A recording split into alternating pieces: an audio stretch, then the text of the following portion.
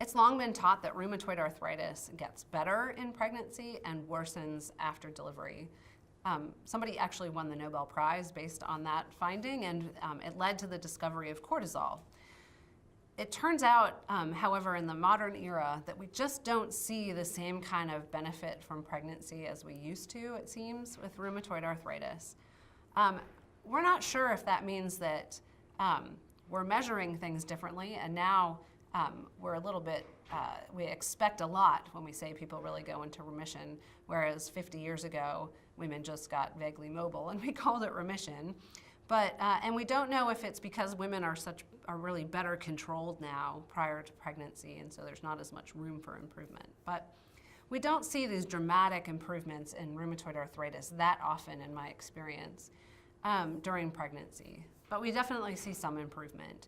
And the way that I often see that in my patients is that they're able to take their medicine a little bit less frequently sometimes during pregnancy than they would outside of pregnancy. So if they were taking certolizumab every 2 weeks before pregnancy, they might not actually find that they need it every 2 weeks during pregnancy, and actually let them take it every 3 or 4 weeks, kind of more as needed during pregnancy. So rheumatoid arthritis appears to improve in pregnancy.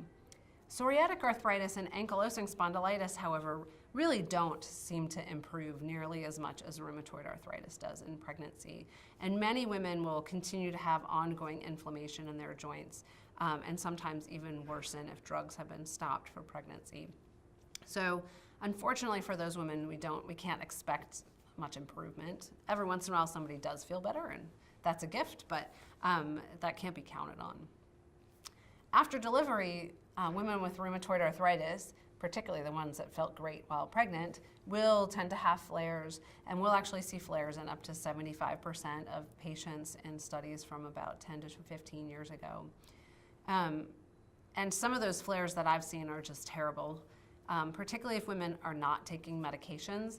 Women basically within a few weeks will return to sort of their pre-diagnosis status of rheumatoid arthritis with big, horrible, swollen joints.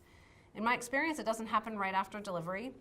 You kind of get a 4-week grace period, it seems, and then after that, sort of 4 to 12 to 16 weeks after delivery is sort of when it seems to come back, in my experience. So what I do and what I suggest to a lot of my patients is that we anticipate this postpartum flare. I don't really see a reason to wait for it, particularly having a small baby at home seems like the worst time you could actually have severe rheumatoid arthritis. So I usually have patients start their medications back very soon after delivery, like when they get home from the hospital, sort of timing, so that way they've had at least a month of drug again before they actually start into the risk of flare. And with that, I see a lot less flare. My flare rate is much lower than 75% because of that.